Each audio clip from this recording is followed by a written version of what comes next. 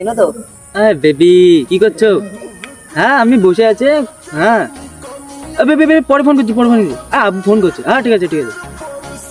আরে বেবি বল। আরে না না আমি আবু সিং করবো। আরে ভাই তুই এত প্রেম কিভাবে করছিস? আমি আজ পর্যন্ত একটা মেয়ে জুটলো না। আরে এখানে বস বস। আচ্ছা ঠিক আছে ভাই, বস।